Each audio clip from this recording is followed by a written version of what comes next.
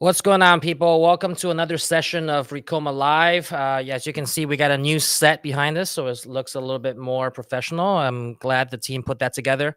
And today, we also have a special guest on this show today. We got Ray from our team here. Ray is one of the sales managers here in our team. Started out as a sales rep, Yep. so probably a Yep. lot of you have met him. And also in past Deco Summit, he was the host Yep. and the MC there. So a lot of you probably have seen him before or have met him before.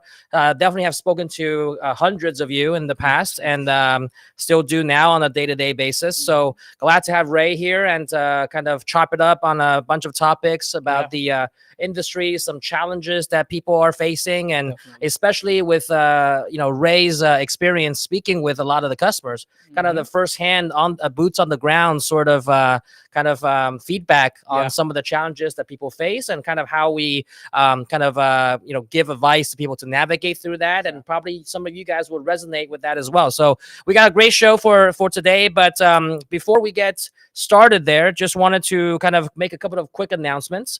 As I was talking about some of the sales that we have going on, and speaking about sales, with July 4th coming up, just this week, it's going to be a short week for everyone. But we are running for the first time ever this stitch and print bundle promo that we have going on here at Ricoma. So part of the motivation, maybe you can add to this, Ray, is sure. that from customers buying machines from us, whether it's an embroidery machine or a printer, several months thereafter, 2-3 months after, they come back for something else, right? Like 100%. Yeah, can you talk about that? Yeah, Of course. I mean, studies show, I believe it's like 35 to 40% of customers after like 3 or 4 months, they come back for their second machine. Okay. Whether it be, the same product line, maybe they start off with embroidery and they're just kind of, the volume is there. They're getting a second embroidery machine, or maybe they just want to expand the business. Maybe they want to cater to a different clientele. People are coming in and asking for requests, maybe printing and things like that. So a lot of customers do come back, and the dream is to, really be that one-stop shop. So if customers want to be that one-stop shop, we're giving them that opportunity to do so with this great promotion we have for Independence Day, which is kind of unheard of. Right, exactly. Like to be able to do that right off the bat, rather than come back 3-4 months later and give them the incentive to do that right off the bat, since we kind of already see a trend of people coming back, for that second machine, whether it be, expanding upon the machine that they already have, maybe adding on additional machines to expand their capacity, but many times also kind of crossing over into other avenues, other apparel decoration methods because of the demand. Because of people asking, hey, do you do embroidery? Oh, yeah, I do. Oh, do you also do printing? Oh, no, I don't have that currently. So they either have to outsource it or go somewhere else. So that's kind of one main motivation behind kind of this stitch and print bundle that we're doing for the very first time ever, and giving great deals on the bundle, just so you kind of have an idea. If you go with a stitch and print bundle, depending on which type of machine you get, you can get upwards of $7,000 in bonuses, right? I mean, you're talking about essentially either getting a entry-level printer for free, or getting a printer for essentially 50% off by going with a stitch and print. So you both have embroidery and printing in your arsenal. Upwards of $7,000 in bonuses just to go towards getting that bundle more accessible. That's always been our mission for the last 25, going on the 26th year now, the last quarter of a century, really to look at how to make the apparel decoration industry more accessible to a lot more people. And given people kind of start out maybe with one vertical and then expand into others, this is a great opportunity to become that one-stop shop, as Ray was mentioning, because nowadays, with ever evolving consumer demands, you don't want to be that one-trick pony, right? Like, can you speak about kind of the some of the what are some of the things that people after 3-4 months and they come back to you, what's a typical type of scenario or conversation that they have and say, like, this is why I need this second machine? Yeah, and it's very common, and we see it all the time. I've had my embroidery machine 6 months, man, and I've lost so much business. hey, why have you lost business? I can't, offer it to the customer. I can't print a shirt. I can't sell them a transfer. I can't do any of that just because I don't have it. Right. So that's a very common kind of thing when customers come back to us. Yeah, I can do embroidery, which is great. We love embroidery. Yeah. But when they come asking for more, you can't offer that to them. So it's just revenue that they're either outsourcing, right? So you're cutting your profits there, or they're just simply giving it away to other people that they might know in the industry. So. Or they just scramble and then call us and be like, hey, let me try to get a machine right now. Or that. Can you ship one out tomorrow Exactly. and get one in my hands because I got this big order that I'm trying to close. Exactly. So I think that's the kind of a huge motivation behind looking to make sure that people can get everything that they need to get started. And even if you have the budget for it, and now with this kind of up to $7,000 of bonuses, it really helps out from a budgetary standpoint. That before you have to maybe kind of think about, okay, do I really have the budget to do that right now? But essentially, right now, if you're thinking about having a printer for essentially 50% off, and on select printers, with the bonus, you can get it absolutely free. It's almost a no-brainer to become much more well-rounded when you start out and kind of get off on the right foot and be able to, recuperate that investment very, very quickly, just from the demand that you get from, one or the other. And you can think about it in this way too. When someone asks you for embroidery on some caps, you can tell them, hey, you want some, printed T-shirts along with that as well for your events or whatever the case is. You're able to just offer a lot more. And when you're able to offer a lot more, you can open up the door to a lot more avenues. For sure, 100%. Yeah. And that's the goal. You guys want to be able to cater to everybody, be versatile, offer the different product lines. So like that, you never lose business. That's the goal here. Yep. Awesome. So the details are on our website, but essentially, getting a stitch and print combo bundle, you can get upwards of $7,000 of bonuses to use towards a printer or vice versa, an embroidery machine of your choice. So the bundle is really designed to get you that become that, take the first step to becoming that one-stop shop that everyone is striving to be. And then instead of buying a machine at full price 3 months later to add on to your business, get it now and then get it essentially half off or free, depending on which one you're getting, and start off your business with the best of both worlds. Yep. And embroidery and printing are two of the most in demand and popular apparel decoration methods, right? Definitely. And printing spans across heat transfer, sublimation, screen printing, obviously, direct to garment, direct to film. So printing is very, very broad, but stitch and print, you essentially cover 99% of the overall apparel decoration market. The other stuff on the fringes are your rhinestones and your laser engraving, some of those things, embossing. But really, stitch and print is your bread and butter. So can't go wrong with that. So that's kind of the promo that we have going on for July 4th. It's running from starting this week until next Friday. So get in touch with your product specialist if you're looking to take advantage of that. That's certainly something to think about. Next, we also have some sales going on Roma. So for those of you that are into digitizing or want to learn digitizing or looking to expand into digitizing to really do that in-house, we're offering 20% off of Roma for the Independence Day sale as well. And you can just go to chromaembroidery.com. We have a brand new website for Roma digitizing software. Go to chromaembroidery.com and you can sign up there, and for the sale it'll be 20% off any new subscriptions. All right. So and also 20% off if you're looking to upgrade. If you already have Roma on a more entry-level tier like Roma Inspire, looking to upgrade into Roma Luxe, Roma Plus, you can upgrade at 20% off. All right. So definitely something to consider if you're looking to get into the game of digitizing. Next, we also are just about 6-7 weeks away from Deco Summit. So I know it's seemed like yesterday we were just starting out 2024, and now Deco Summit is just around the corner. in the chat below, let me know if you have heard about Deco Summit, if you have attended Deco Summit in the past. Obviously, if you have, you've seen Ray there as the MC in previous years. So, you know, let me know if you have attended or plan to attend the Deco Summit this year. But it will be just like past years, another great event, a couple of hundred people attending, and you know, tickets are, you know, especially during a promotional period where we're kind of discounting some of the ticket sales during a flash sale. These tickets do sell very, very quickly. So I do expect them to sell out right before the event. It's going to be August 21st to the 23rd here in Miami, Florida, at the Hilton by the airport. All the details are on decosummit.com on our website. But the promo that I wanted to tell you guys about is that we have a 20% off Deco Summit tickets that are on top of already discounted prices on the website. All right, so you got you have a code on your screen there, Dunk20. That's DUNK20, and you can get a 20% off the already discounted tickets on the website. Just so you guys know, the tickets do go up in price, $200 each. They go up in price on July 6th, which is this Saturday. So this Friday is the last day to get tickets at the early bird ticket prices. All right, and you can use the code Dunk20 and get an additional 20% off the already discounted price on the website. But speaking of Dunk20, why don't we'll talk about, you know, how we came up with the promo code Dunk20 and what that's all about, and just to add a little flair and fun to the event. For sure, man. You know, Ricoma's all about fun. Those of you that haven't seen us, go check us out. I think we have the reel on Facebook, Instagram, all of our social media platforms. This guy right here, you know, I already got dunked by Henry. Henry caught me red-handed, and, you know, just decided to dunk me there. If you want a chance to dunk Henry, there will be a chance at Deco Summit. So that's a good, you know, kind of plus side there.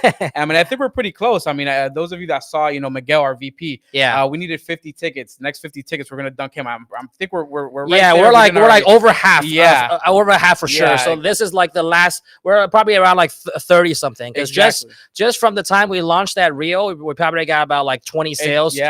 Just from that, and then you know, 10 more kind of the week before. So, you know, we got about close to 20 tickets to go to kind of hit that milestone. Pretty sure we'll hit it in the next couple of days. Again, you have till Friday to get the discounted tickets. And yeah, like Ray said, we're gonna rent out we're gonna figure out how the logistics are gonna work, but we'll figure it out. Because I'm thinking, like, we can't put it inside the hotel. We gotta put it, like, you know, we'll figure it out.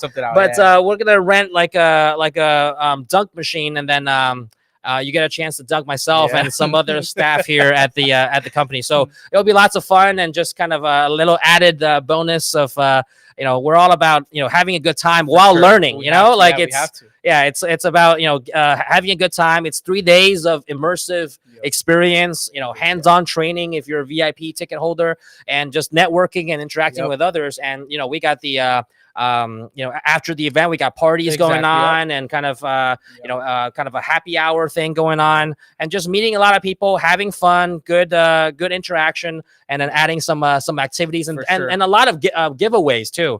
By the way, because we have a bunch of sponsors for this year's event. I got like Bella Canvas.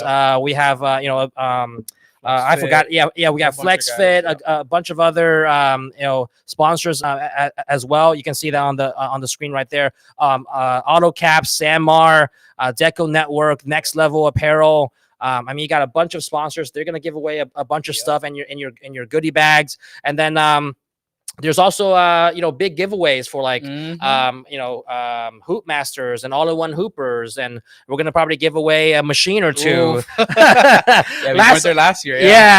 Last year we pulled a last minute. It's like, hey, let's give away Luminaris 200 Y200 transfer printer. You know, on the last minute. So you never know what kind of surprises are in store at Deco Summit. Not just for the you know, obviously the focus is the learning. Okay, you want to go there. You want to go there to learn. You want to go there to make sure you kind of you know, have a big takeaway so you can kind of implement it in your business and be successful in your business. But, you know, why not have some fun and get some free stuff along the way? You know, that's kind of the you know, the gist of it, and why we started this event, you know, 5-6 years ago in the first place. So that's happening August 21st to the 23rd. Make sure you kind of check that out. Use the code Dunk20 to get 20% off between now and Friday. The code will expire by Friday at at 6 p.m. So make sure you take advantage of that before the code expires. And if you purchase a machine, maybe our stitch and print bundle, you'll probably hear that our sales reps are talking about this.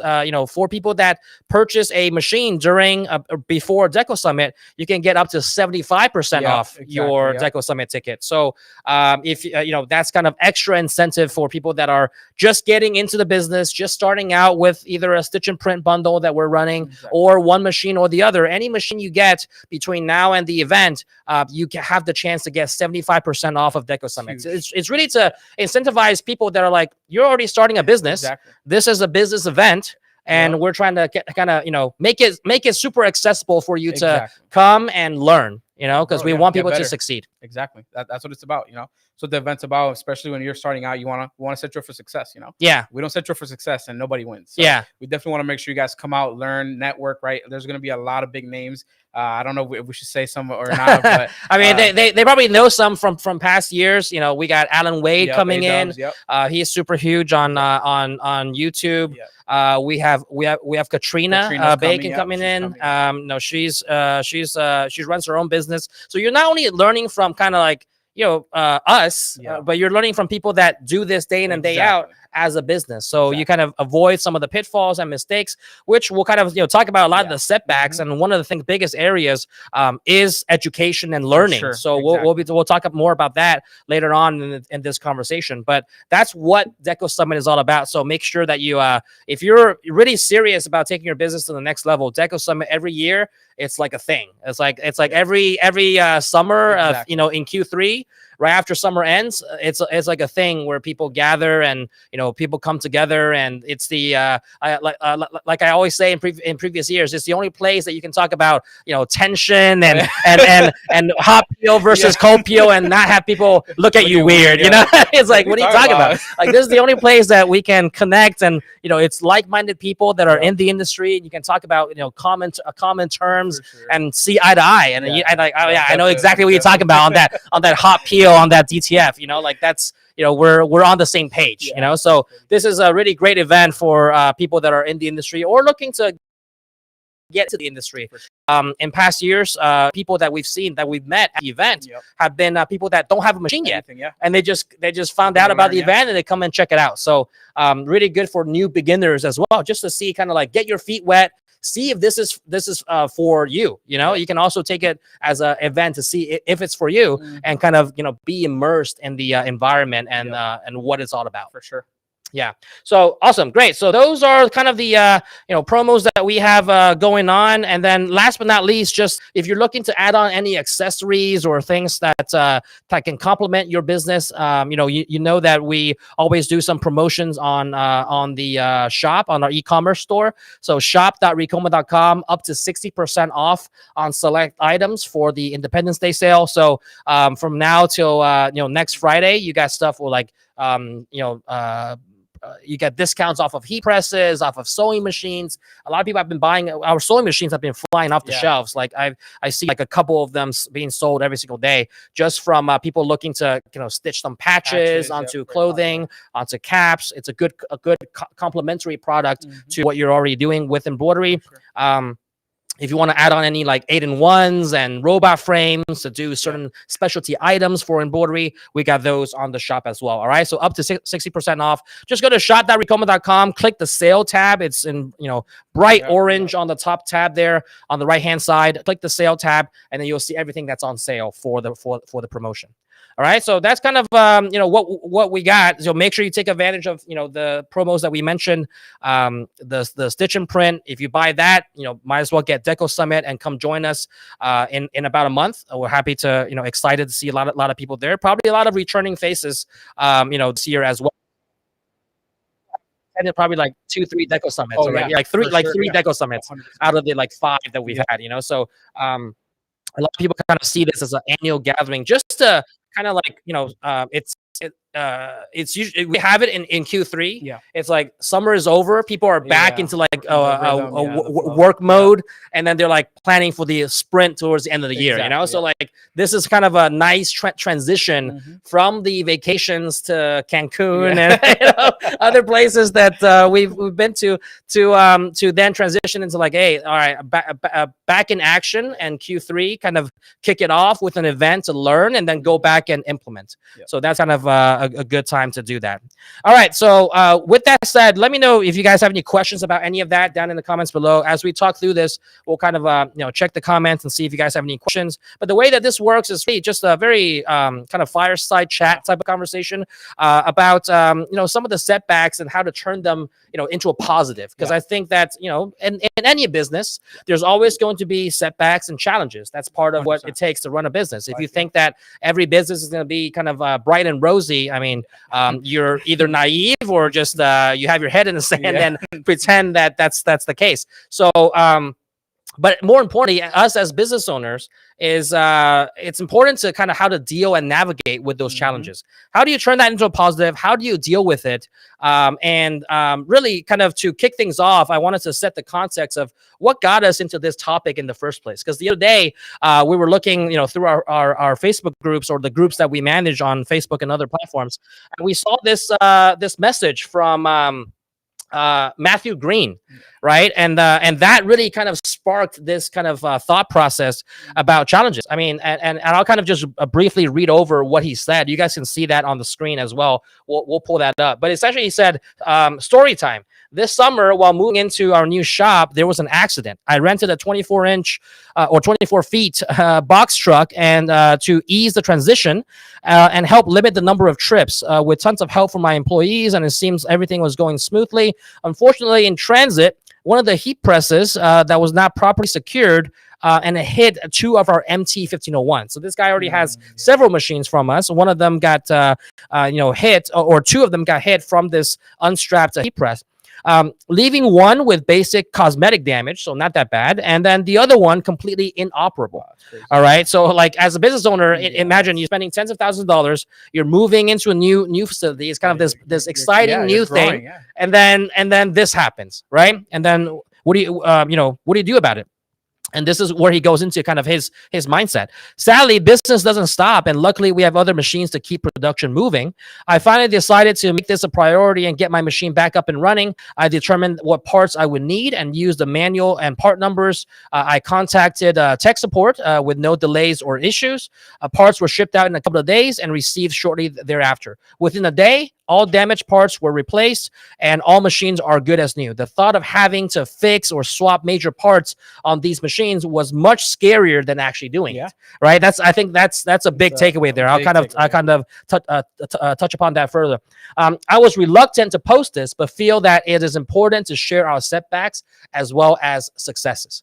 Right. So this is kind of the general gist of the motivation behind this topic of kind of why we're talking about this, because even something as exciting as expanding your business, moving into a new facility might not go as planned. And part of the things that I think what stood out the most to me, at least, was that he was intimidated by this challenge that he has no idea how to fix before, but just kind of like, put his head down and said, you know what, I'm going to make this a priority, contact our support team, got the parts that he needed to fix the machine with our guidance and did it, right? Exactly. And then he said it seemed a lot scarier than it actually was. And I think to kind of piggyback off of that and to kind of expand upon that further, I think the fear of touching the machine even. This is a kind of a more of an extreme case. I gotta swap out some parts. But I'm sure through your time talking with customers, even when they're just kind of starting out or buying their first machine, walk me through a typical conversation when we do kind of a 2-week or a 1-month check-in. What are some of the situations that you run into that relate to this kind of like being frozen with fear? Yeah, and just like you're saying, I mean, and I'll be the first to admit, sometimes they look scary. Just looking at one of these machines is scary. When I started out, I was like, "What is this thing?" So I completely feel them and kind of how they can be scared in those situations. And I mean, I've had customers, I've had the machine for a year, 2 years, not touch the thing. Yeah, which is kind of mind blowing, because it's just sitting there, and you could just as money that you can be making money with this machine on a daily basis. And it's like you said, they're just scared to even open the box, touch it, and we give them all the resources. So the biggest thing I always tell them, a month, 6 months, a year, however long it is that they haven't taken the machine out of the box, just take the first step. Open the box. That's the first thing you gotta do. Right. First, cut the straps off and just open the box. Yeah.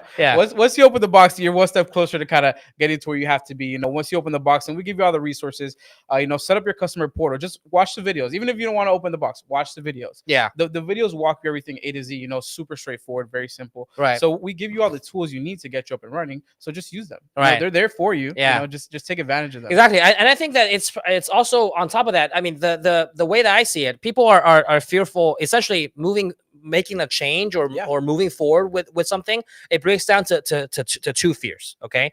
Fear of whoever's on the other side, kind of like, selling them that thing and convincing them, which is generally able to be overcome. It's like, do I trust you? Exactly. Do I trust you to be the expert that can guide me into this path? Yep. Right. And, or get me to where I need to be. And yes, that's a warranted fear, Exactly. but most cases is able to be overcome. You build good rapport. I give you some resources. I see you, like, look, this is the success we've done. These are some case studies that we've shown, for our customers that are successful. And that generally lowers that fear. Yeah. But the other fear that generally kind of like cripples a lot of people is the fear of themselves. It's not the fear of you as the expert, that whether you're able to help me. Majority of people are like, okay, great, you're able to help me. But it's the fear of themselves. It's like, okay, even though I know you can help me, can I do this? And I don't think I can.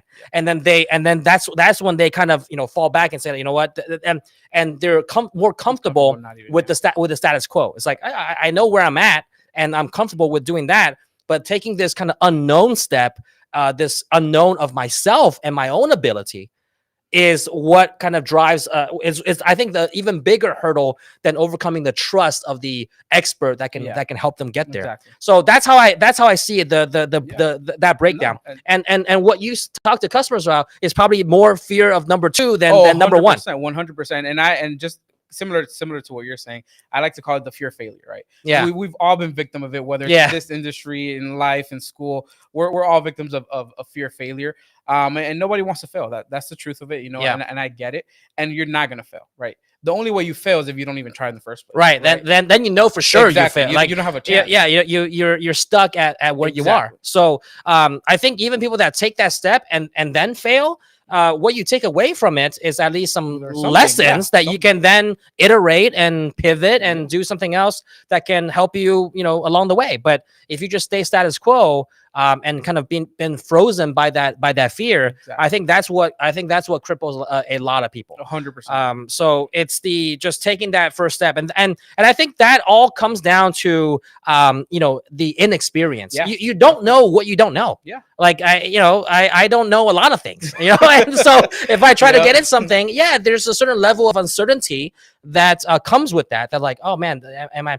But someone else already has like 20 years ahead of me doing that. That's a natural kind of human psychology reaction that can come from that. But I think that if you really want to excel in that field, you're gonna have to do it. That other person that had 20 years on you started out just in your same situation, right? That's someone else that was 20 years ahead also, but you start out somewhere, and then just through the iterations of kind of chipping away at it, improving bit by bit, you're able to become an expert. One of the things that I always tell people, and I tell our staff here all the time here as well, is that practice doesn't make perfect. Practice makes progress, and as long as you're making progress, you're moving. We're not expecting perfection on on day one, but we're expecting progress. But if you don't act, you're not going to make progress. What's your take on that? And that's I think that's a huge point, right? That's a huge point.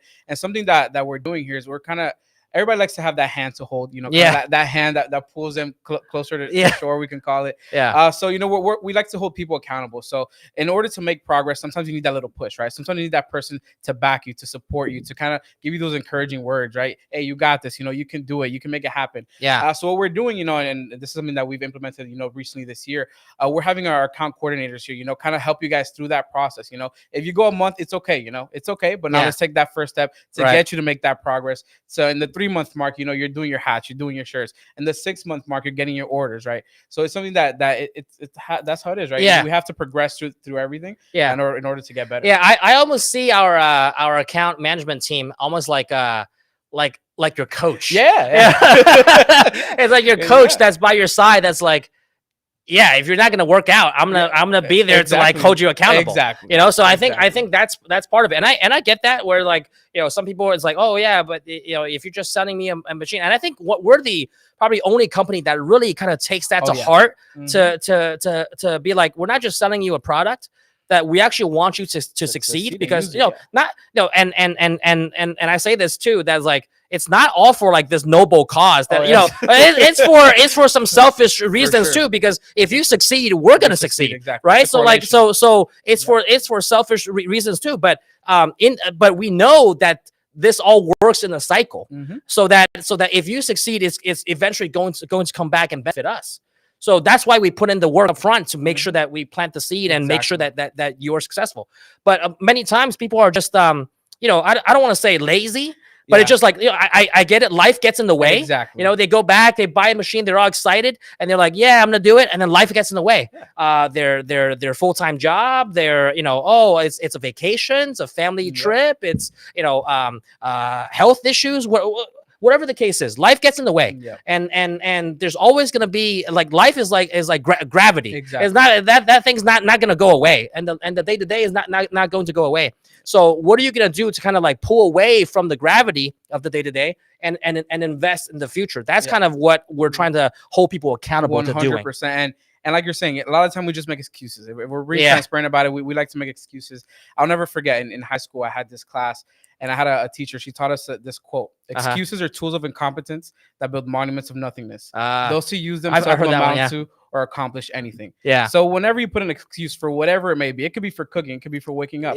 You're not going to accomplish anything. Right? Even, and again, we're all victim of this as well. We all make excuses. It's kind of part of life. This morning, you know, I had my alarm for 5 a.m. to go to the gym. I was like, oh no, I'm tired. I snoozed it and I went back to sleep. Right? That's an excuse. So what did I do? I set myself back. I didn't, you know, make that progress to accomplish whatever goal I'm looking to accomplish. So it's just things that, we definitely have to kind of internalize it. Okay, what is my goal? What is my why here? Right? Why did I get this machine? Why did I make this investment? Right? Where am I looking to be, you know, 3 months, a year, 5 years from now? So it's just things that we have to internalize to really get to that point and see our motivation. For sure. Because you know, all of you guys that have inquired about a machine and then bought one, something motivated you to do that, right? Like 100%. If you don't, you know, nobody wakes up one day out of nowhere just like, I want to buy an embroidery machine, or I want to buy a printer. Like you don't just that just doesn't happen. So there has to be some kind of motivation behind why you did that, right? Something sparked your interest, something lit a fire to be like, oh yeah, maybe my friend does it, and I see that it's cool, it's profitable. Maybe I saw it online and it's like, oh man, that looks really cool. Maybe you're just a very creative person and you want to, you know, create things. You know, maybe you want to do this as a side hustle to make more money. Whatever the motivation is, there has to be a motivation that cause you to do that. Again, you don't just wake up and be like, I had a dream about an embroidery machine. Like that does not happen. Okay. So knowing that, you just need to get back to like what motivated you in the first place. You made this, you know, tens of thousands of dollars of investment. It's like hiring a personal trainer and then not showing up. Like why did you pay for it then? Right? Why did you hire that personal trainer in the first place? So now we're kind of like knowing kind of this hurdle that we want to kind of turn around.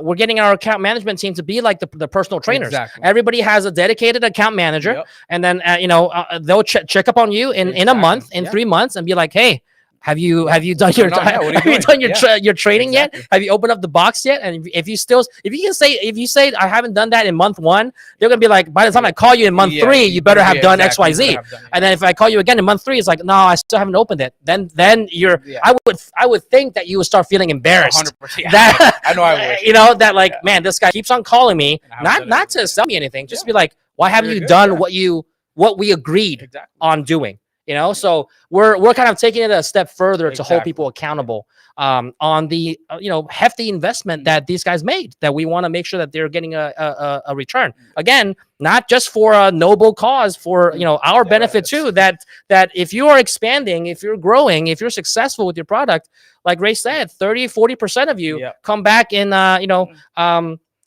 months to get a second machine. We want that 30-40% to increase to 80%, 90%, so that's the motivation behind making sure that we can, get this going. So that's one of the major challenges, and probably the biggest one is that inexperience of not knowing what you should do, not knowing how to operate it, not knowing how to run a business. So we're coming up with some courses as well, business courses that I'll be recording to kind of teach people how to establish an LLC and start very there and kind of get wholesale accounts, like things like that are like very tactical, so that you can really get things going, because I think people are stuck, and when you're stuck, you feel overwhelmed, and then you're like, you know what, just screw it, just like I'm not gonna do anything, right? Because the inaction feels like more comfortable, because you're like, I got so much to do, and I just wanna not do anything, and that feels more comfortable. I think Jeff Bezos also said this, that stress doesn't come from working too hard. Stress comes from like, you got a lot of things on your plate and you just don't want to get started. And then you're like, you feel stressed. You're like, oh, I don't know. It's the feeling of being overwhelmed. So stress doesn't come from like working too hard. It comes from like, I got so much going on and I don't know where to start. It's the feeling of being lost and overwhelmed that causes stress. So, and I think a lot of people can resonate with that feeling in their business journey. So, all right, moving on to the second thing, and I think this one is a little bit more subtle, but definitely something more something to be mindful of, right? Is that just as we said that every business will have challenges. The market is also ever changing, and nothing is constant but change. So as you deal with challenges, you also have to, one of the hurdles that people kind of face in their business journey is also dealing with changing trends or changing consumer preferences. And so I've heard a lot of stories of people overstocking on certain things and then being stuck with inventory, understocking on other things, and then not having any inventory to sell, and therefore losing out on revenue. So it is a very fine line to balance, and there's a lot of tactical nuances that go into how to manage that. But I would couple this with understanding really deeply what your customers want. And just like what we do here, we want to understand, and that's why from a lot of the feedback is like, oh, we see that people buy second machines in a couple of months. Okay, that's good market information. So the same thing that you guys need to do with your customers is really understand what their needs are. If it's a restaurant wanting some and they have needs for polo shirts and aprons and caps or whatever or visors, you better be an expert in all of those products with your eyes closed. If it's you're in the wedding industry, or some people are very, very niche, they're in the auto industry, just doing like car mats and car seats and headrests. You better be an expert in that product, and you better kind of like shift and adapt to the preferences of your customers. And if you're going to expand beyond your niche, you better be an expert in those niche areas as well. No, 100%. And I mean, we see it all the time. I mean, we see customers like I'm not gonna say names because I don't know if they want to be called out. But one of our customers that I know for a fact is our customer, has a lot of machines with us. He blew up during COVID. He was making patches, Army guy, and he had a patch, F COVID. And that, at the time, that was trending, nobody liked COVID. Everybody hated being stuck in quarantine and everything. And the guy made a fortune with patches, but again, he got with the times. He adapted, he was doing military patches, I believe, for the Navy, Army, Marines. And he just, a quick shift, one small shift, just doing one little patch. and the guy blew up, and I think he got 4 or 5 machines after that just because his demand was so high. I see. And again, it's just adapting. You have to always continue to adapt to what's going on in the industry and even in the world, because sometimes people have Etsy shops and one little shirt can blow you up, Right. So it's just, you always have to be on the lookout for what's the right. Either it's like, online stuff, online memes that are trending that people, you can kind of catch on to that wave. But those are more kind of like relatively shorter lived. Yeah, exactly. But one thing to also keep in mind is like the beyond these kind of shorter, kind of short-lived trends, what are some like major shifts that are a little bit more permanent in the market that you want to be that you want to be ahead of? Just a couple of years ago, DTF really kind of took off, right? A lot of people were getting to DTF. People were talking about DTF, and then now we're on the mission to also make DTF a lot more accessible. We got some good things cooking. We don't want to say too much, but our whole mission has always been revolving around making things more accessible for the apparel decoration industry and people that want to get in or want to expand. And so along that mission, we got some things cooking that are going to be kind of round out a lot of the product lines that we have that can cater to that. Because I get it. Not everyone has $20,000 to spend on a commercial machine, and I get that. So people that are looking to get started might start with something small and then upgrade in the future. So definitely something that we also want to be mindful of, that just making things more accessible to people, keeping up with the trends. Are things going bigger? Are things going smaller? Where are the trends heading? And I encourage you guys to kind of do the same in your business, to stay on top of the trends that are going on, so that you don't kind of put all your eggs in one basket and then all the eggs break, or you don't put enough eggs in and then you miss out on the opportunities, right? So you kind of need to, it's a very fine balance, and no kind of like singular right way to do it, but definitely something that to think about and to keep in mind. Let's kind of go over some of the comments in the comment section. Definitely. I'm sure that we've been talking for a while, but people have, let's see what are some people saying about, some of the things that we were mentioning. Let me see right here. Okay. So I got some comments here. So from Tamara, my motivation was the desire to expand my business by establishing an apparel line, and that's something we that's a big one, that's a big one, and we're seeing more and more of that in recent years, where it's not just I'm creating custom stuff for other people, but it's like I want to start my own line, and this is kind of like doing it in house. Can you do you see a lot of that with our customers? Yeah, no, definitely. I would probably say, if not the number one, definitely number two reason why people look into custom apparel machinery to begin with.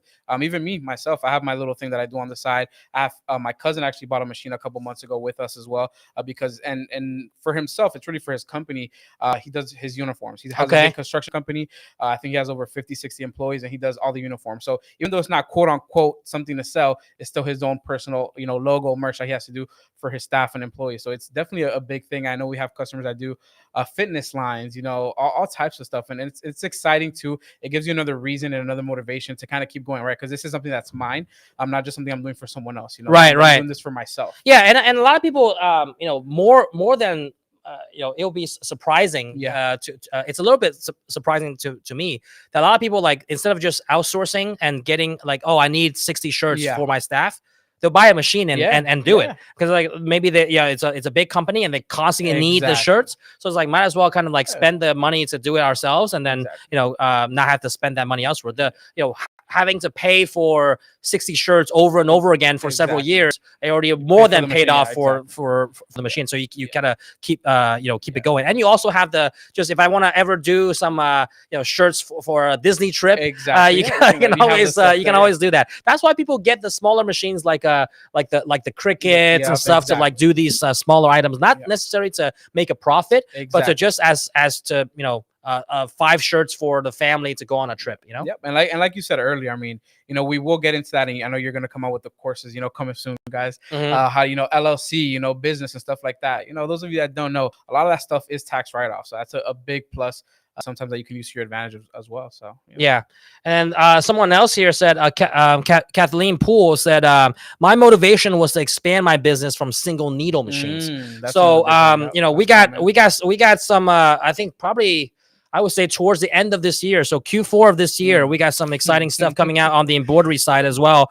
You know, and you know, this comment from Kathleen, probably a very common thing that we see. You know, how many times have I had $1 for every time people call in and be like, yeah, I have a single needle machine looking to expand into multi-needle. That's like our you know, a typical conversation that we hear. So I'm sure you hear a lot about that on the sales side from people, right? Time. Yeah, people, I mean, you know, just kind of the tediousness, you know, having to change out colors, and I will say our machines with the screens make it a lot easier, more user friendly. And then, you know, just the size. A lot of people don't like how small single needles are when it comes to actually embroidery area. So there's a lot of pluses of when you're going into a bigger unit. And I mean, I know some single needles can get pretty pricey. So yeah, that's true. You can almost get a fully commercial machine for the price of a single needle. Yeah, that's wild, isn't it? Like some of the single needle machines nowadays, I know it has a lot of like bells and whistles and stuff, but that thing costs like $10,000. Yeah. And then you're like, you can some I think even more, like $15,000 just for a single needle machine. Yeah. And you're like, you can get 15 needles, 20 needles, in fact, for that price, and like 3 times the embroidery area.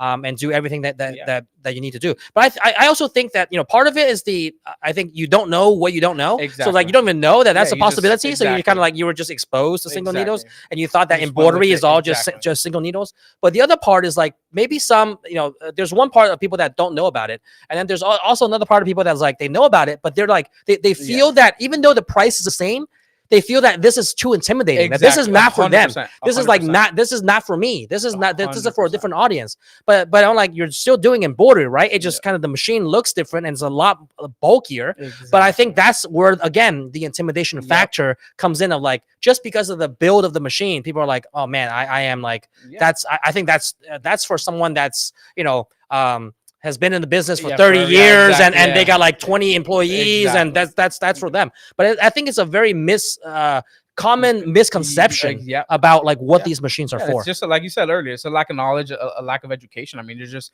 not educated on the industry, maybe not educated on the product, and that's what leads you to kind of sway that way. Just because if I'm putting one next to the other, I'm going to sway this way just because it looks easier. It looks easier, but that's where I'm going to sway. Which, by the way, the single needles still have a learning curve. It's not, you know, no one's born with this skill, so you still got to learn how to operate it. You got to learn about bobbin tension. You got to learn about thread tension. You got to learn how to change the thread, because every time you change a color, you need to swap out the thread. So you need to, you got to learn the needle sizes, backing to use. Embroidery is embroidery, whether you're doing it on 1 or you're doing it on 20 needles. Embroidery is embroidery. So I think that's kind of something that people kind of overlook. They think that it's a smaller learning curve because of the way the machine looks, but it's a misnomer. I feel like that people kind of are swayed by that. Janelle Porter here, which Janelle, I've seen Janelle Porter here for at least for the last 4 or 5 lives, I think. So welcome back, Janelle. And so she had a comment here. I had, and this is referring back to what we talked about with the fears. Okay. I had that kind of fear when I first began working with computers, afraid to touch a single key. Once I figured out that I couldn't hurt the machine unless I threw it out a window, I was good. You know, so I think that's just it's just overcoming that first step. It's like, oh yeah, I don't want to press anything because it might break. And then you press it, you're like, oh yeah, it doesn't do anything. It doesn't hurt anything. Then you realize that that it's okay. And speaking on that, I think part of the fear, it's not that it's, I think part of the intimidation factor on the machine is that they feel like if I do something wrong, it might break. I think that's a good comment. That it's good that Janelle, that you mentioned this, because I think it touches upon and people resonate with that fear, because like you can't really, unless this was kind of articulated, it was hard to understand why people have that fear, because you're like, oh, you bought a $10,000 machine and then you're not using it, like that's such a waste of money, and why don't you put it to good use? But then, you know, and they're like, oh, and they make the excuses, right? I don't have the time. Oh, I'm busy. But it's really part of it is probably the internalization of like, because I don't know what I'm doing. If I press the wrong button, the machine's going to break. And it's going to cost me thousands of dollars. So rather than cost me thousands more, just have it sit there, and as long as it doesn't break, I'm good, right? So I think what Janelle kind of touched upon is kind of that fear factor of the machine breaking. Let me be very honest with everyone. Okay, yeah. The machine doesn't break just because you press a couple of buttons or you hit a hoop. I mean, people do that all the time. All the time. We've done it here with people that kind of start the training process here and just learning embroidery for the first time. We've hit the hoop here. It's not the end of the world. I mean, the fact that Matthew Green had to change out all the parts of an inoperable machine because it got hit during transit, versus you pressing a couple of buttons and maybe hitting the hoop, or maybe a needle breaks, or a thread breaks. That's nothing, right? So, but people feel like when something's wrong, that they broke the machine because of their lack of knowledge. But so don't be fearful of that. The machine won't break if you don't know what you're doing, but it certainly helps to know what you're doing. But that's why we have the resources that we have to teach people. Yeah, and if you, for whatever reason, think that it is broken, give us a call. I mean, that's what we're here, Right, exactly. We always preach on that. You guys have your warranty, you have our customer support. Give us a call. We promise it's not broken, and we'll show you if that does happen again, how to fix it. 90% of the time, it's a quick fix. Exactly. There hasn't been an issue that we're not able to fix. Exactly. Because we're the manufacturers of these machines. Exactly. So if you build the machines from every component from the ground up, and something's wrong, right? Something's genuinely wrong, you're going to be able to know how to fix it. That's part of the benefits of going with the manufacturer, going directly with the manufacturer, because we're the guys that make the actual machines. But beyond that, like Ray was saying, 90+% of the issues that we see are from inexperience, operator type of inexperience, where it's like, oh yeah, my thread broke. Oh, my every time I press start, the thread flies out of the needle. It's like, your tension's a little too tight, or the thread got cut a little too short on the previous cut. But it's like, we can talk about this in an articulate way because we know what we're talking about. So we know exactly the symptoms. It's like going to a doctor. You're like, oh yeah, my neck hurts. They will ask you a bunch of questions, right? Like, oh, how long has it been hurting? Is it a sharp pain? Is it a dull pain? So we troubleshoot and we diagnose. And more likely than not, given your history of what you tell the troubleshooter, like the doctor, the doctor was like, oh yeah, it's neck pain because of this. Oh yeah, you were playing soccer and then you headbutted the ball and now your neck hurts. So probably due to that trauma or whatever the case is, right? So there's a reason behind why things happen, and our team is there to navigate through that. So many times it's very simple issues. Oh yeah, the thread is flying out of the needle. The thread is not very tight. The thread is bunching up in the bird nest. It's all either tension, bobbin, your threading. Oh, my needle is on, like my thread keeps on fraying. Oh, we checked the needle. It's like your needle is on backwards. But like you're not born with that knowledge. Like some guy with the machine right off the bat, if you don't know that the needle has two ways to go in, then you don't know.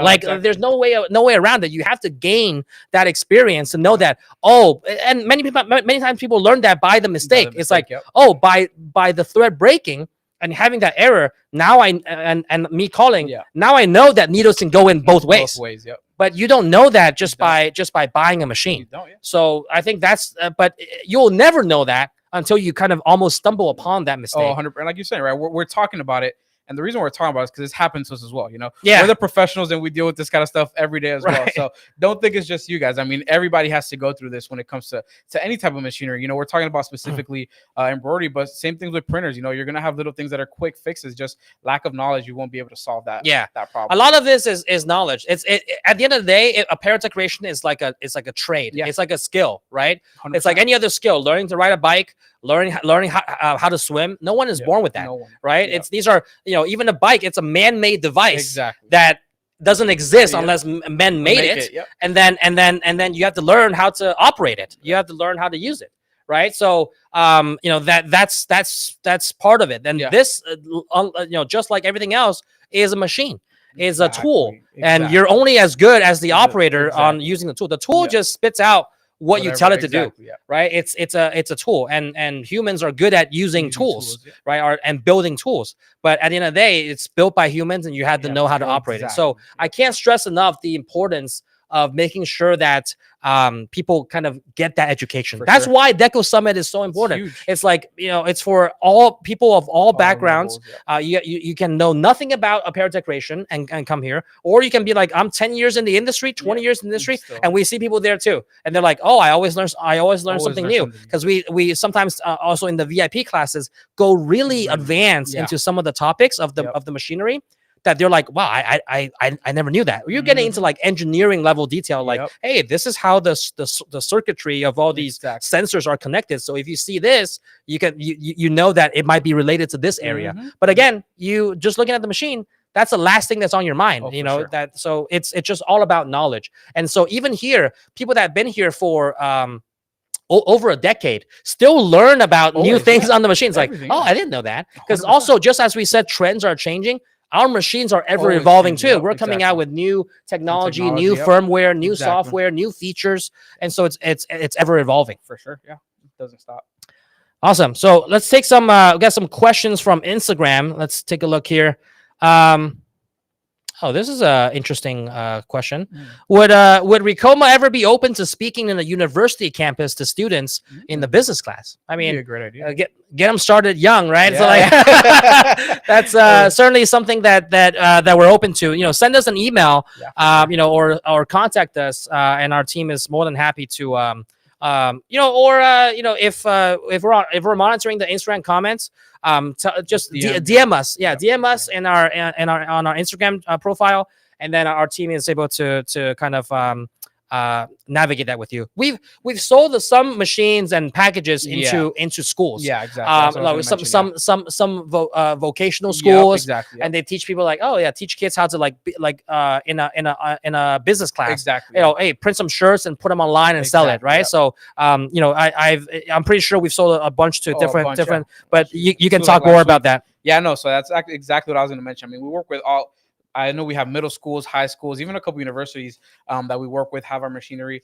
So it's something it's great to learn. You know, it's like back in the. I mean, I wasn't even born when they had this, but I think it was home ec or something. Oh yeah, home ec. Yes, I didn't have that, but yes, I know they would teach you, you know, basic life skills. You know, yeah. Get better, do bills, things like that. So kind of similar structure with a lot of the schools that have our machinery. It's just teaching kids, like you mentioned, you know, either how to sew, how to do your own clothing, even if it's just a simple repair or custom thing for yourself, or again, starting a business, you know, doing a shirt, putting it up on Etsy, whatever the case is. So yeah, we work with a lot of schools. Yeah. No, it's funny you mentioned home ec.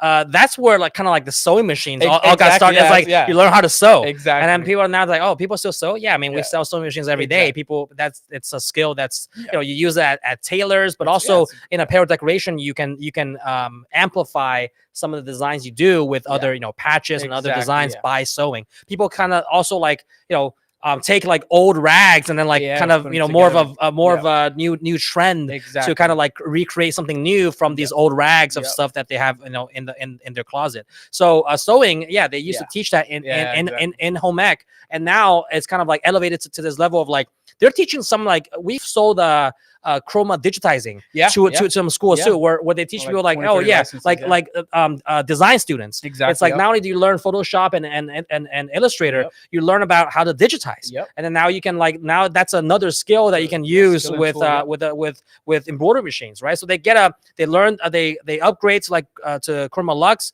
get a few licenses, get a machine. And then you put it in a school.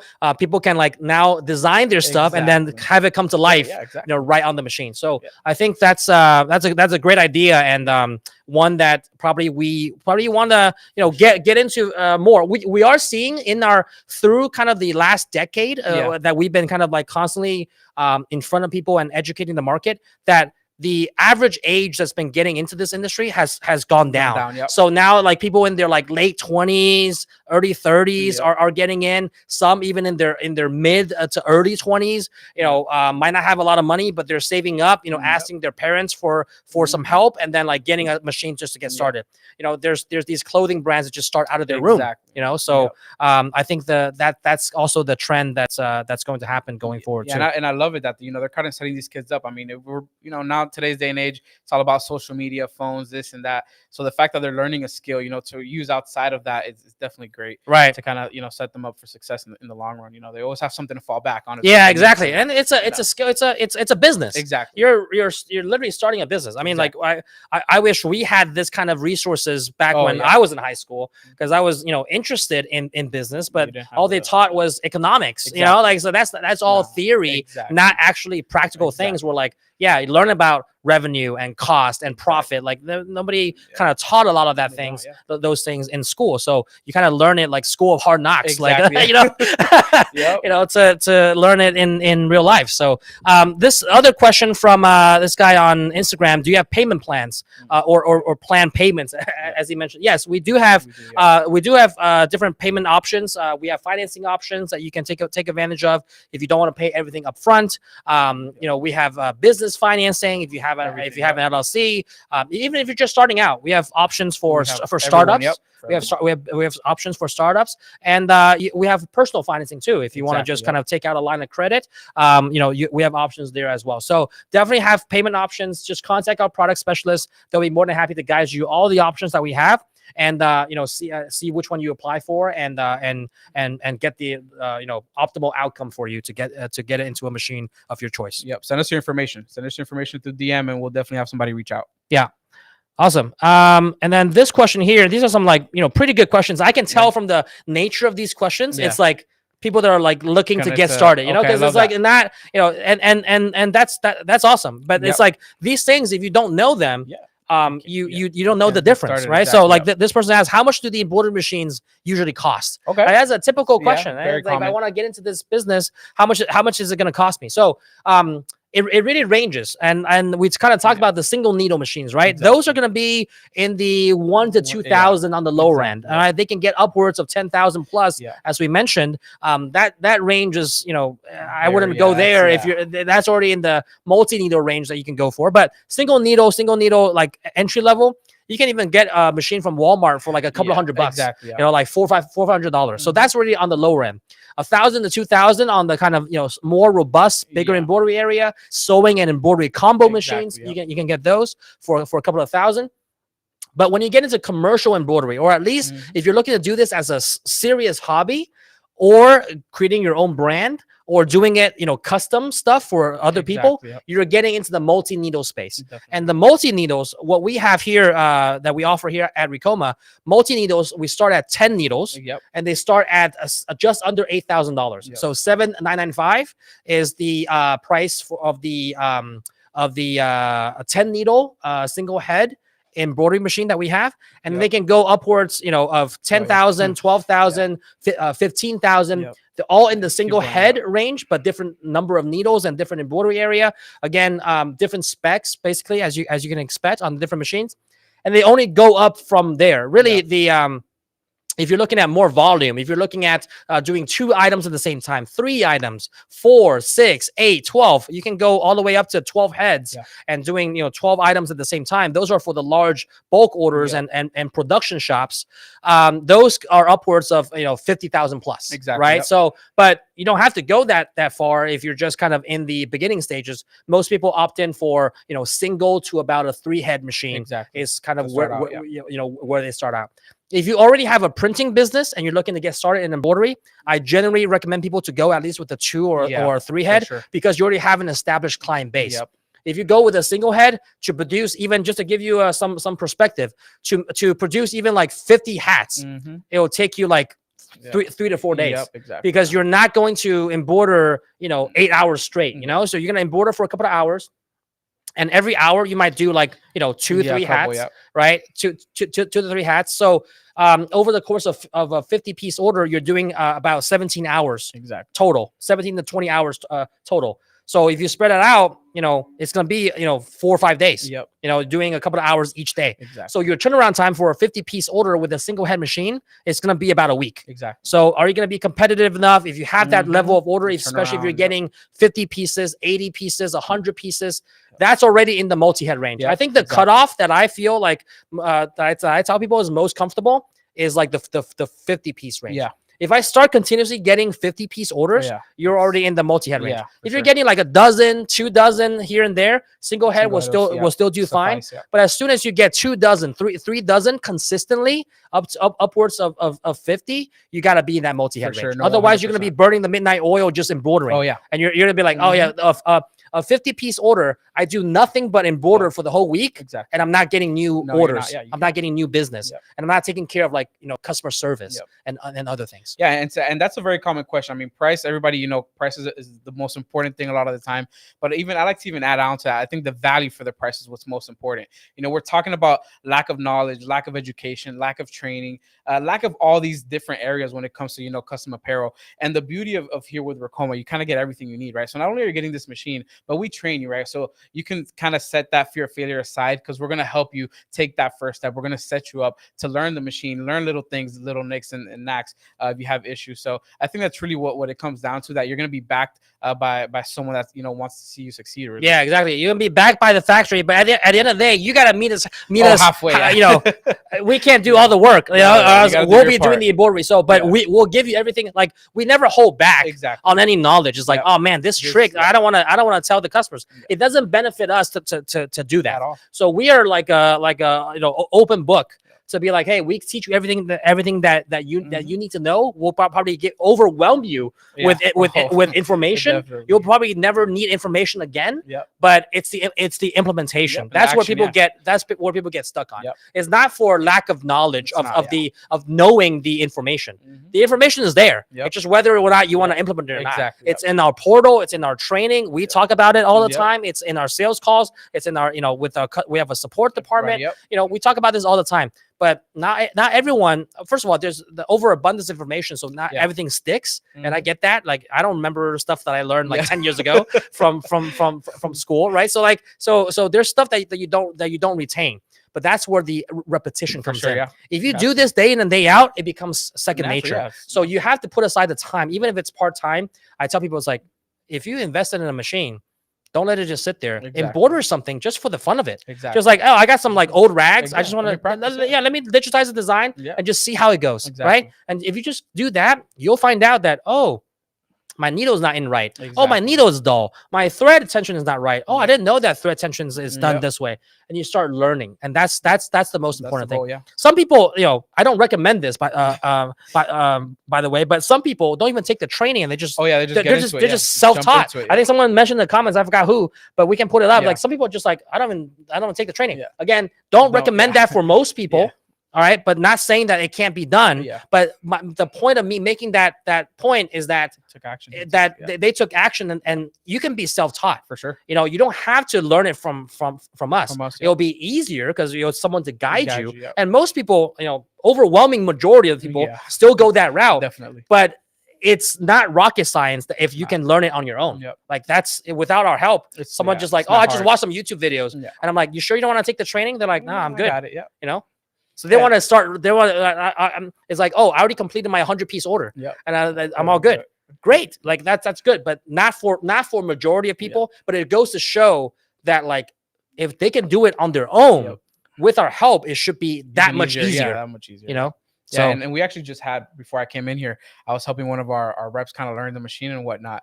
And I broke it down very simple. I mean, it's 4 buttons. If you really want to break it down, it's you choose your file, you choose your colors, you choose your hoop, you hit start. It's not rocket science. So very hard to break anything, very hard not to learn this and kind of do it on your own. It's very simple. And one point I want to add to that is also that what you mentioned about the operations of the panel, that's just a checklist.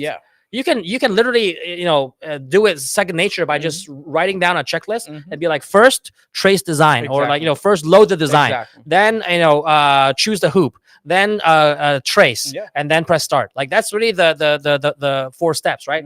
That's not the hard part. The hard part that's kind of like that takes repetition and constant learning is the actual craft of embroidery. You got to know what digitizing is. You got to know what tension is. You got to know what the difference is between a cutaway and tearaway backing. Like you're not born with that knowledge. You got to know what sharp point versus ballpoint needles are, and what sizes to use, and what weight thread to use, and what to look for when you look at tension. Is it good? Is it bad? Is it too loose? Is it too tight?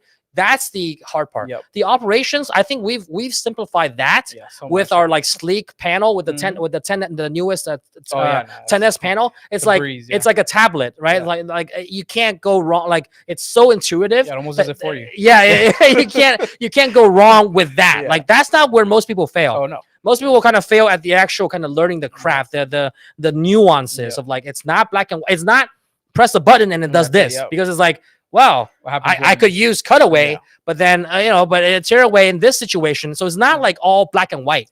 So it's like, that's through the experience and the knowledge and the learning. It's not just a checklist. I wish there was a checklist with like embroidery. It's just like, oh, if X, then Y. Then it's like, it will be super easy.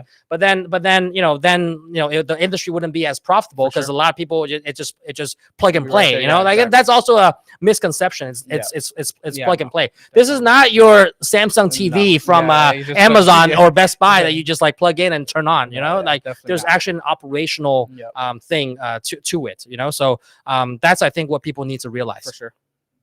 Okay, we got some other comments here, but super good conversation that we're having. We're running a little bit over time, but I think a lot of comments here from a lot of different people. Let's see here.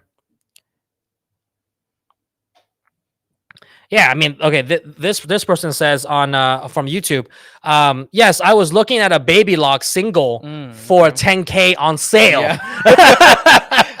Before finding us, so it's like it's funny, like I can't make this up. Like we can't make this stuff up. It's like, oh yeah, it's $10K and it's on sale. So like, it's kind of crazy that a single needle baby lock is going for $10,000. But it just, we're just looking to make it more accessible for people. Natalie from Facebook says, you guys are so on point. So thank you for that comment, Natalie. Linda Russell also says, hey, Linda, good to see you. Hey, Linda. Most everything is easily fixed. So that kind of resonates with what we mentioned.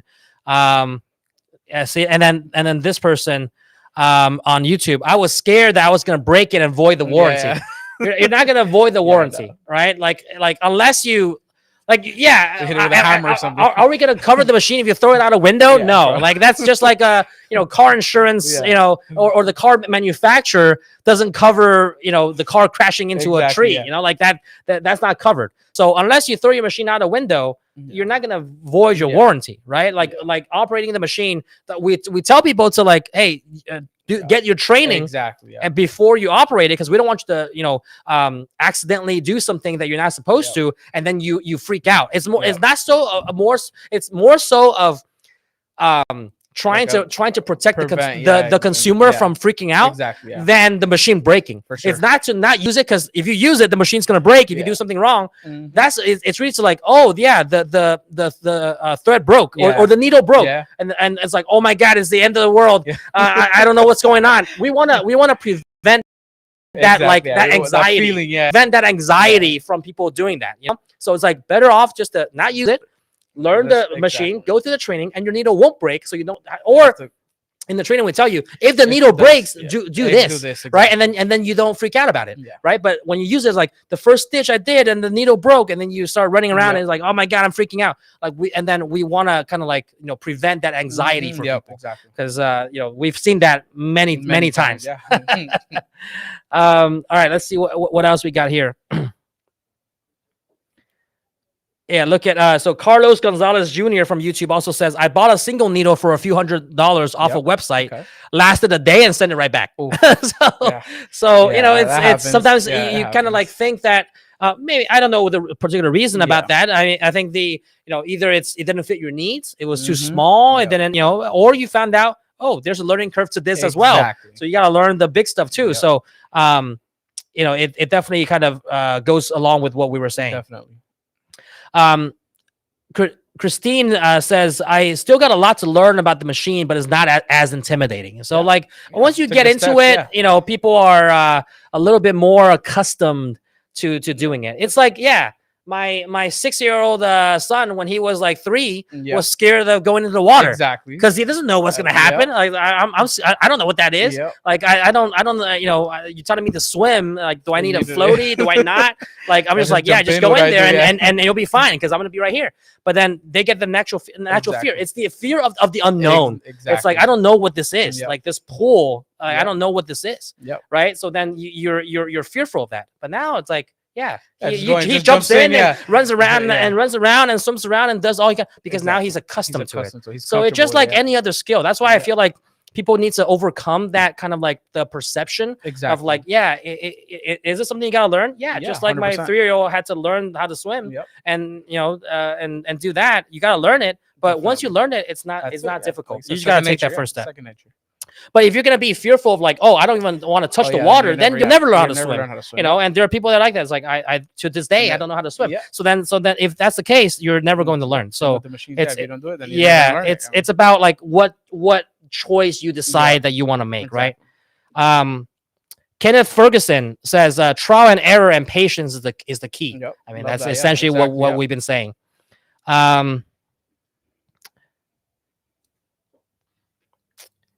Natalie also says, I think it's because of the financing you guys offer, it feels more accessible. So that's also good. Yeah. So, you know, as we mentioned, we do have payment plans.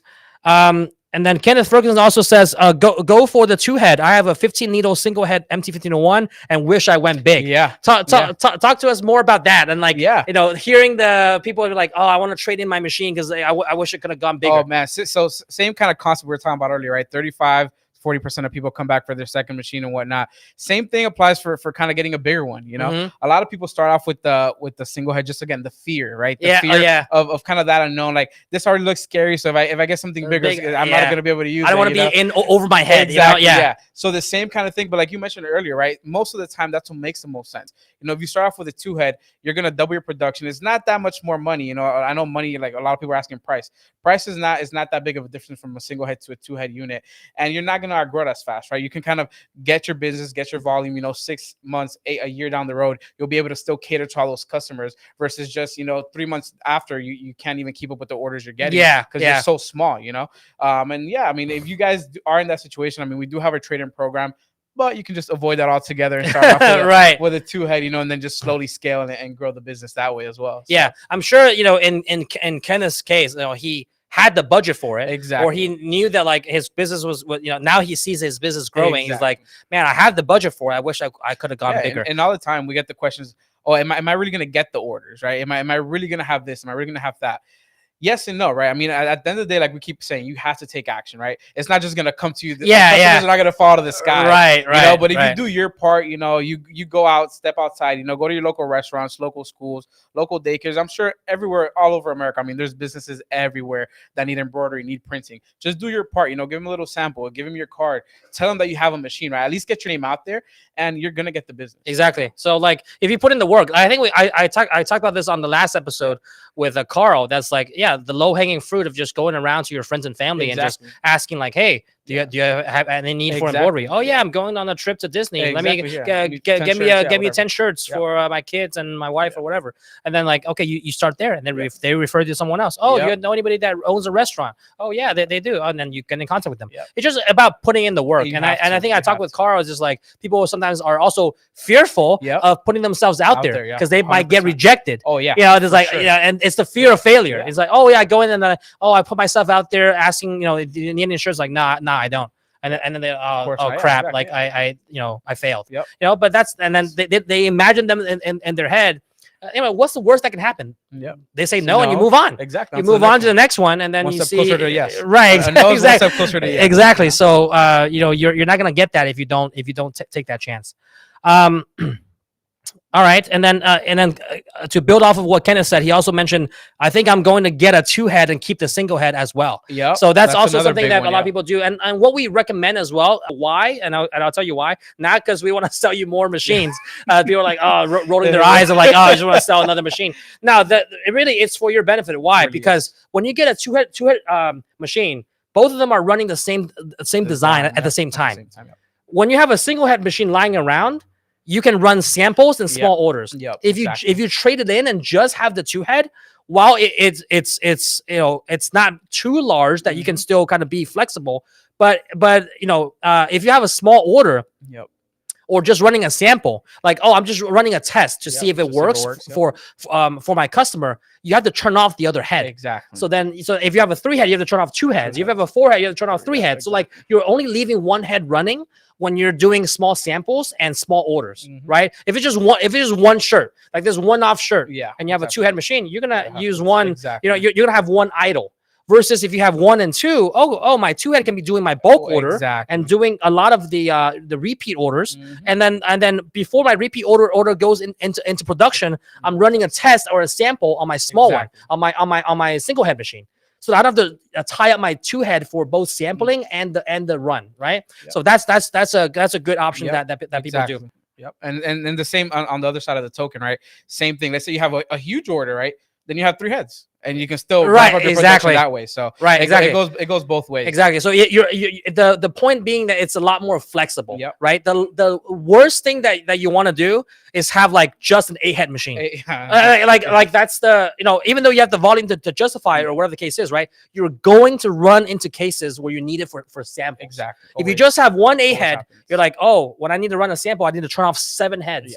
To just run that one sample. It's going to be like you've invested a lot into that 8-head machine. You want it running all 8 heads at the same time always, right? So, but when you have one single head lying around, it can be flexible. You can now combine it into 9 heads and run it at the same time, or you can have your 8-head running bulk and your single head running samples and small orders. So it never interferes with one another. So it depends on your business model. Yes, it depends on your budget. Yes, but think about that as you scale your business, not just really quickly to jump to trading it in. We do have a trading program, as Ray mentioned, and you're welcome to get in touch with us for that. But sometimes we'll be like, hey, in your particular case, it might make more sense to have a single, keep your single, and then go up to a 2-head, or to buy another single head, right? And then use it as 1 and 1 or a 2-head. So we'll kind of make the right recommendation to make sure that you kind of are best suited for what you are looking to do, not just sell you another machine.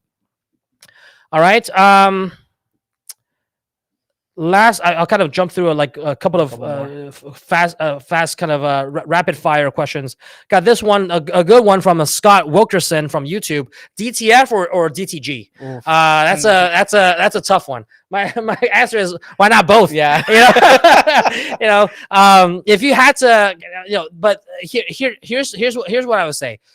You don't have to pick one or the other, because nowadays, even with the DTGs, you have DTF capabilities. So like when you're buying a DTG, you're buying a DTF. And then when you're buying a DTF, you're buying like the roll to roll. That's purely DTF. But if you want the best of both worlds, you can go DTG also. Both have its benefits and cons.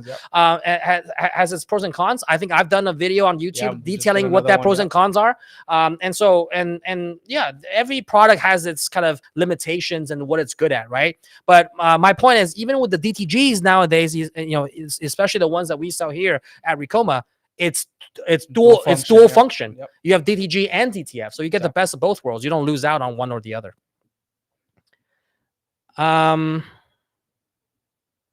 Let's see here. Tamara Horton also asked, will the discount for Deco Summit apply to upgrading to VIP? Yes, yes, it absolutely will. But when you need to upgrade, though, I don't think you can do it on the website. You got to call your account manager to upgrade, but they'll give you the 20% off discount.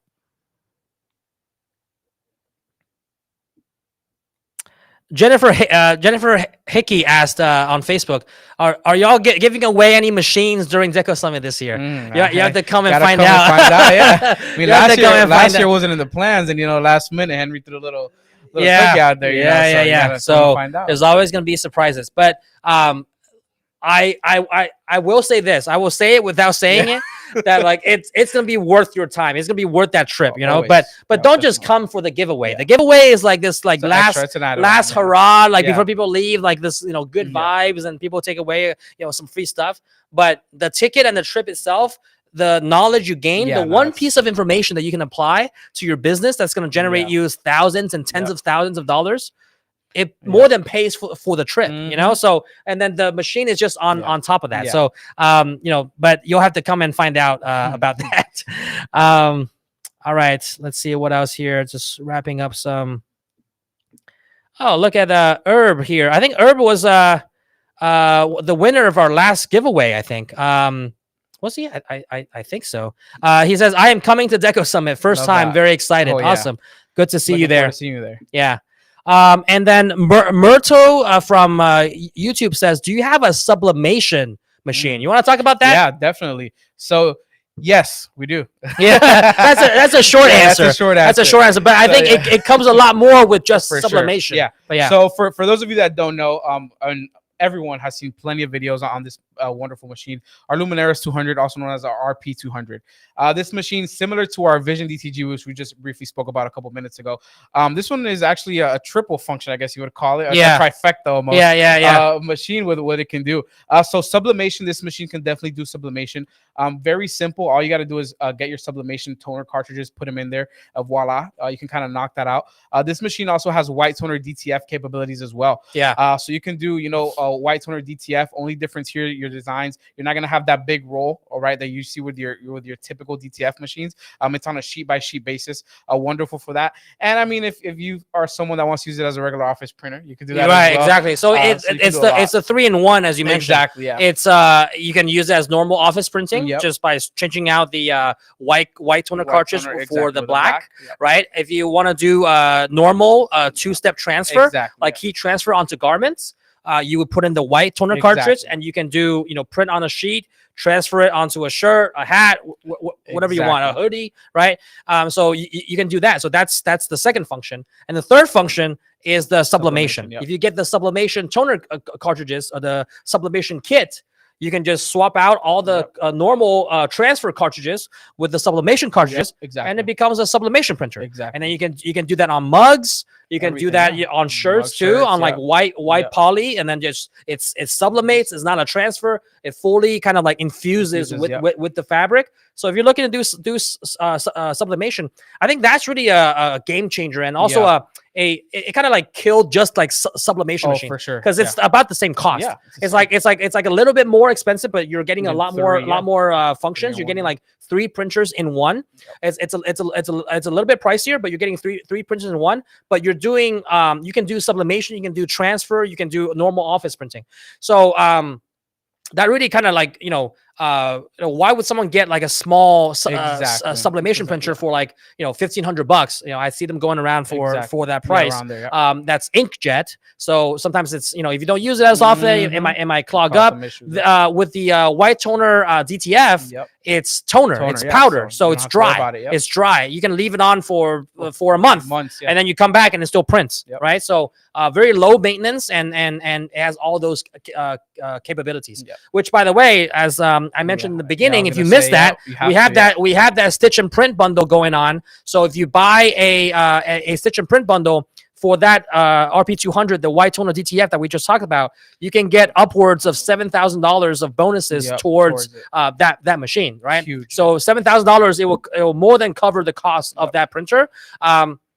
If you buy a single head stitch and print bundle, so single head embroidery machine, you get $2,000 of bonus. So essentially you get that printer for half off, because it normally goes for just under 4K, and then you get $2,000. You get it for $2,000. And then you have your one-stop shop right there. Yeah, exactly. You got stitch and print, and you know, essentially you got printing. You can definitely do embroidery.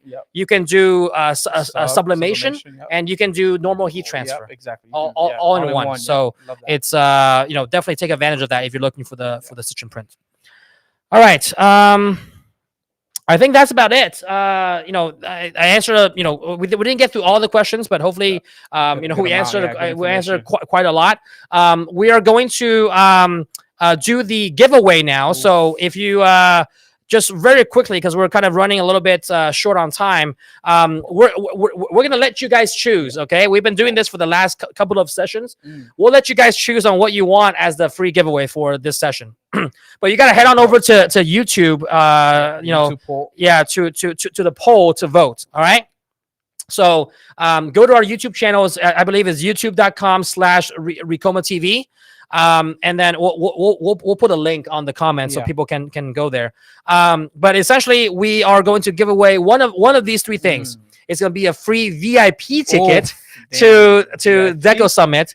All right, we gave away the free GA, the general admission ticket before, but this time we're going to give away one free VIP ticket. You know, if people choose that.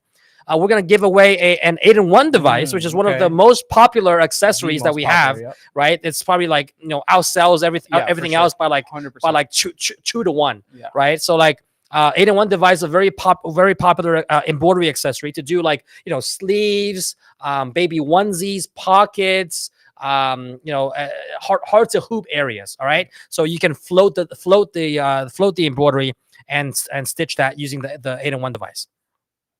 And last but not least, you can also choose Roma Inspire. So you get a 1 year free subscription to Roma Inspire, which itself is like an $800 value. So you know that, you know, if you're looking to get into digitizing, if you don't already, you know, have digitizing, or if you already, you know, you let us know that you already have Roma Inspire, we'll upgrade you for free to the next tier, to Roma Plus, with that giveaway. All right, but we can only give away one of these three. So so you gotta go and vote. So go ahead and go to don't vote in the comments, please, because then that we can't tabulate that. All right, so go to the poll.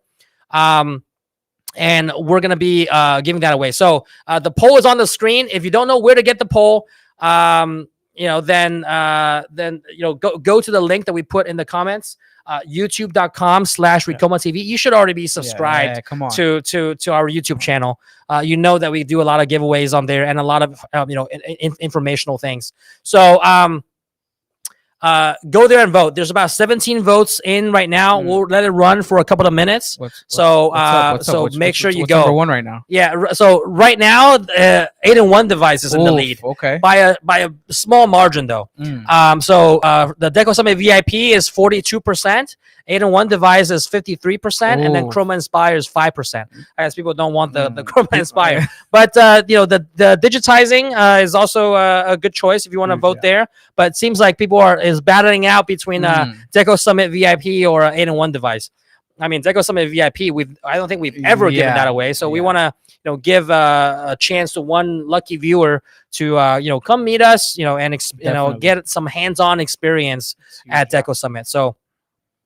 All right, I got about 22 votes in, and still 8-in-1 device in the lead, now by a bigger margin, 55% versus 41% on the Deco Summit. So it looks like 8-in-1 device might win out. People want that. People want the 8-in-1 device. Like I said, it's one of the most popular things that we have. Someone mentioned in the comments that was like, we have all three. So Scott Wilkerson says we have all three. So hey, great, thank you for. He knows what's up. Yeah. And then Tamara Blakeman says, this is hard. I have all three already. So a couple of people having all three. Love that. Well, you can always. Well, you can think about it this way, right? If you already have an 8-in-1 device, you might get another one, so that you can hoop one and you know, have one embroidering and have another backup to kind of hoop and get ready while the other one is going. Yeah, and if you're doing Deco Summit, you can always bring a friend, guys. You know. Oh yeah, if you get a Deco Summit ticket, you can always bring a friend with you. You know. Travel down to beautiful Miami. Have a great weekend here. You can't go wrong with Deco Summit VIP. Like who doesn't want to be in Miami in the you know, in the late summer? You know, like absorbing information, getting better. You know, of course, and it's a you know, nice place to be. It's warm, nice weather. Hopefully, no hurricanes. But yeah, the because we got some rain in the past days, but I think by August it'll definitely be good. But yeah, a lot of learning. You can visit the beach. But just an overall good time, and then just a lot of takeaways and a lot of knowledge. But yeah, all right, we got about 25 votes in. We'll let it run to 30 votes. All right, since a lot of people are not, you know, really kind of jumping over there and voting. We'll let it run to 30 votes. We're at 25 votes right now, and it seems like 8-in-1 device is going to win out at 56%. Deco Summit's at 40%. So if you really want Deco Summit and be a part of that, you gotta. The last 5 votes probably got to be all Deco Summit, so to have a chance. But we'll let it run to 30 votes. Janelle Porter says, I wouldn't mind the 8-in-1 as well. I really want the Deco Summit VIP. Peyton also says, I want the 8-in-1 as well. So a lot of people are saying ain't one. Okay, we got 2 more votes in. We just need 3 more, and then we're closing it down. We need 3 more, and then we're closing it down. All right, we need 2 more. One more vote. Oh, it's 48 versus 48, actually. Oh, one more. Actually, this last vote. Oh, 30. It's a 47 versus 47. It's at 30 votes. One deciding vote. Wow. Okay. I'm going to have to go vote. Right now, it's actually dead even. At 30 votes, man. It's 47% and 47%. We need a tiebreaker, guys. So, there we go. The number 31st. Oh, number 31st vote is Deco Summit. Oh, no, but wait, but they changed. It's like what is? You gotta make up your mind, guys. What is it that you guys want? How bad do you want it, guys? Yeah. All right. It's a 31st vote. All right, it's gonna be a Deco Summit ticket. Oh, love that. All right, because it's 48%. So that's a last minute comeback. Love that. 48%. Actually, now more on Deco Summit too. So 50% want the Deco Summit VIP. So we'll give one Deco Summit VIP ticket. I think we're selling it right now for like $1,200 bucks, yeah, right? $1,200, yeah. So that's a hefty giveaway. Free 99 knowledge, you know, like free 99. So, all right. So, we'll kind of get in touch with the winner that we're going to announce, and then contact you about that, about the giveaway. So now that we know what the giveaway is, we'll kind of go ahead and pick the winner. Let's see if who's it going to be. Our team is running it right now. Yeah, running it right now. All right, it's gonna be Natalie. The winner's gonna be from Facebook. Natalie from Facebook. Are you there? Make sure you comment down below so that I know that you are there to claim your prize. And thank you, Carlos Gonzalez Jr. He says any one of these prices are awesome. Love that. Like, whatever I can get, you know, like. So thank you for that.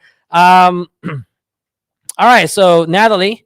A lot of people commenting Deco. Natalie, comment. Comment Deco if you want to win the ticket. All right, a lot of people commenting Deco. We don't want to give your ticket away. Natalie, are you there, Natalie? Going once. Oof. Going twice. Come on, Natalie. I saw her comment like a while ago, but then some people might drop off right before the good stuff. Yeah, I mean, she's like, I'm here. Oh, okay. I'm here. Okay. All right. So Natalie's there. She's probably like running around, like, what? I heard my name. Like, I heard my name. All right. So Natalie, congrats on winning Natalie, the VIP ticket. So you'll get 3 days of like immersive event. Make sure you show up to the event and come and say hi. And you get access to sign up for some hands-on training if you wish. On a machine of your choice. We have printers, we have embroidery machines. Just learn what you can.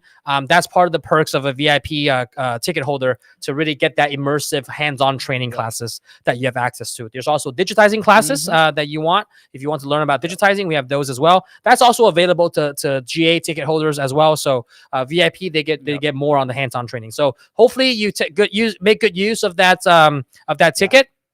And learn a lot in your time here. So we look forward to meeting you here. All right. So to wrap things up, we got we covered a lot today, and I think it was a super it was great, fun and informative conversation. Just to chop it up about like what we hear people all say, like what we hear people say online, and it seems like a lot of people resonate with what we talk about, because it's we can't make this stuff up. People like talk about, we hear this all the time every day. So it's good to kind of like have you guys kind of pitch in about some people were sending very positive and motivational messages about like, hey, just try it out, right? Like I was scared of turning on my computer, and then once I knew that pressing the keys are not going to do anything, it doesn't break the machine, it was good, right? So like so just things like that I hope that even people not asking questions that are like kind of behind the scenes can probably feel that it's a little bit more encouragement to be like, hey, let me take that first step. And that's what we want people to understand, right? Like there's other people in your shoes too. There's other people that face the same kind of fear, but it's able to be overcome. Just hear their advice, take that first step, and you won't regret it. Yep. If you guys take anything away, like Henry said, take the first step. If you need help taking that first step, give us a call. Yeah. We're more than happy to help you guys take that Right. step. We have a whole training department that just all they do is train customers. Exactly. We have a whole service department that all they do is, help customers Exactly. with, navigating any challenges. So it's like, it almost boggles my mind sometimes where like people don't ask for help. Exactly. It's like, oh, but I didn't know. It's like, what?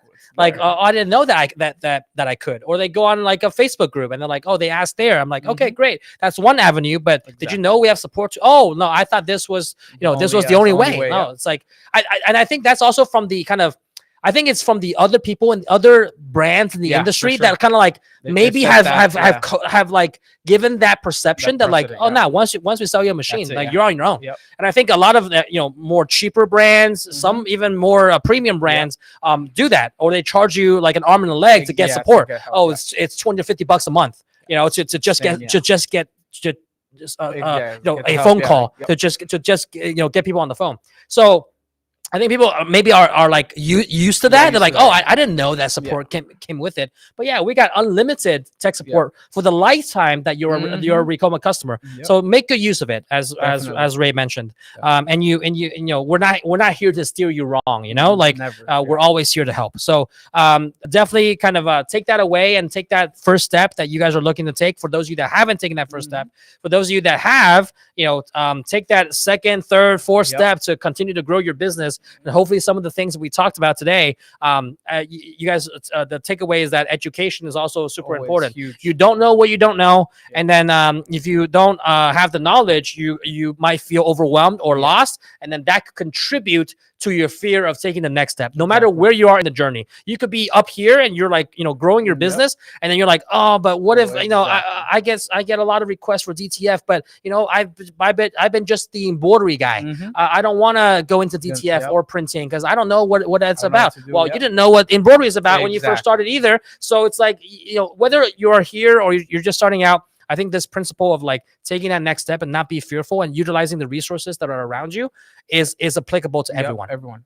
So I hope you guys kind of enjoy that.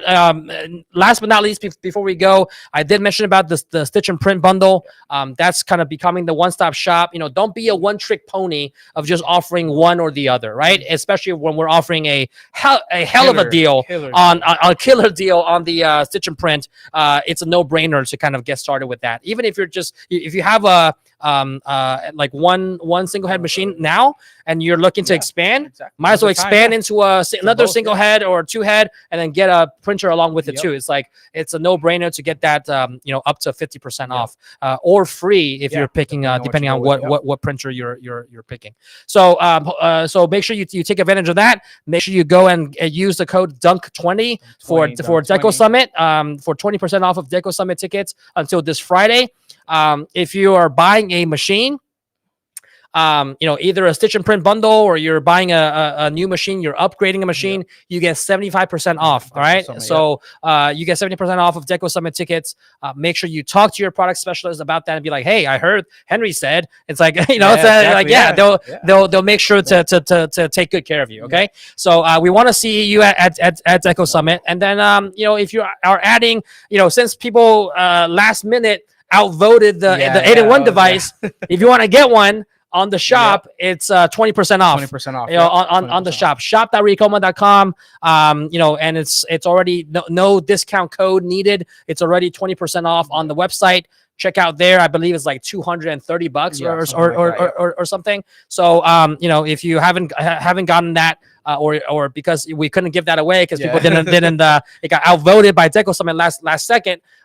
Check that out on the shop, along with a slew of other products that we have on sale, some things up to 60% off. All right. So make sure you check that out. Shop.ricoma.com. And that's it for us for today, guys. Follow us on all of our social channels. Subscribe. If you haven't done so already. Yeah. If you're not subscribed to YouTube, you are missing out. If you're not subscribed to, if you're not following us on Instagram, you're missing out like monthly giveaways. Yeah. You probably don't even know that. We're doing, Instagram giveaways all the time. every single month. So not only like, on the lives here, we're also giving away stuff on Instagram, but you got to be a follower. You got to be a follower. You got to know the rules to enter, tag your friends and all of those things. We do that every single month. So be a follower on Instagram, and we do some like pretty funny stuff on there. You've probably seen Ray in a couple of reels that that I myself as an audience, I'm like, oh, this is pretty funny. Ray's been featured and starred in a couple of funny reels that we have going on. So just got some entertaining stuff, got some and every now and then we also give away a lot of free knowledge and free resources. Like we recently did a reel that gives away like a free template for your contract. We give away like free resources and tools like a pricing calculator. We give away those things, but you got to be following and know to to comment so that we can send you the link.